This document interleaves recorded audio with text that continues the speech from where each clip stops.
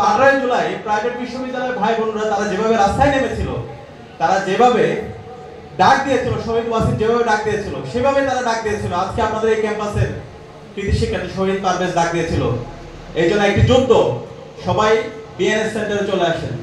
এবং শহীদ পারভেজের ডাকে সেদিন পুরো প্রাইভেট বিশ্ববিদ্যালয় বাংলাদেশের সকল শিক্ষার্থী এবং মুক্তিকামী ছাত্র জনতা তারা একত্রিত হয়েছিল। এবং শহীদ পারভেজের যদি আমরা জীবনে দেখি, তিনি সারা জীবন জুড়ে তিনি সত্যের কথা বলে গেছেন, তিনি ইনসাফের কথা বলে গেছেন, তিনি জালেম হাসিনার বিরুদ্ধে, ফেসিবাদের বিরুদ্ধে, দিল্লির দাসত্বের বিরুদ্ধে, আধিপত্যবাদের বিরুদ্ধে তিনি কথা বলেছেন।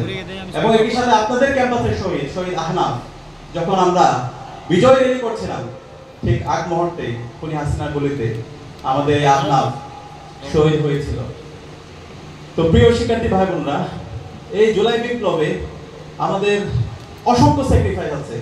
শহীদ পারভেজ, শহীদ আহনাফ, শহীদ আবু সাইদ, শহীদ ওয়াসিম, শহীদ শান্ত, এভাবে সকল শহীদদের যদি আমরা জীবনীগুলো দেখি, তাদের আকাঙ্ক্ষাগুলো দেখি, সবার আকাঙ্ক্ষা, সবার স্পিডে সবাই চেয়েছিল একটি বৈষম্যহীন ইনসাফ ভিত্তিক বাংলাদেশ বিনির্মাণ করা।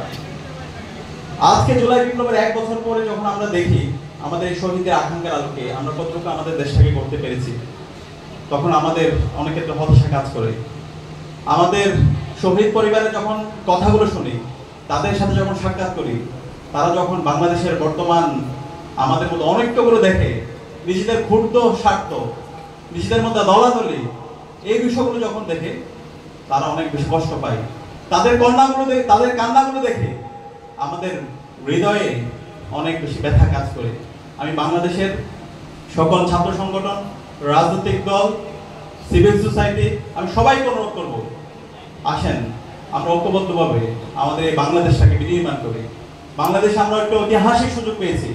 এই জুলাই বিপ্লবের পরে বাংলাদেশে আমাদের ন্যাশন বিল্ডিং করার জন্য, একটা জাতীয় হয়ে ওঠার জন্য আমাদের ঐতিহাসিক একটি সুযোগ আসছে।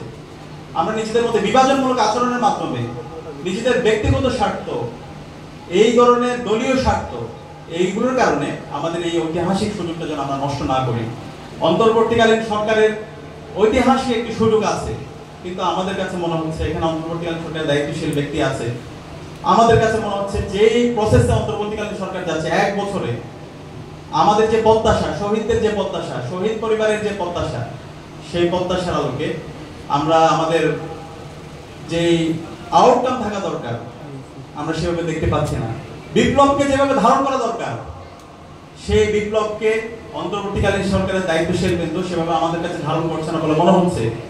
যদি বিপ্লবকে ধারণ করত, 1 বছরে এই জুলাই বিপ্লবে যে খুনি হাসিনা ছিল, গত 16 বছরে যে মানবাধিকার লঙ্ঘন করেছে, যে বিচারিক হত্যাকাণ্ড চালিয়েছে, যে বিচার বহির্ভূত হত্যাকাণ্ড চালিয়েছে, এই প্রত্যেকটা হত্যাকাণ্ডের বিচার এবং এই গণহত্যার বিচার এতদিন হওয়ার কথা ছিল, কিন্তু এখন পর্যন্ত আমরা দেখতে পাচ্ছি খুব ধীর গতিতে যাচ্ছে। এবং এই বিচারিক প্রক্রিয়ায় যেভাবে সবার ঐক্যবদ্ধভাবে কাজ করা দরকার, সেই জায়গায়ও আমরা ধীর গতি দেখতে পাচ্ছি।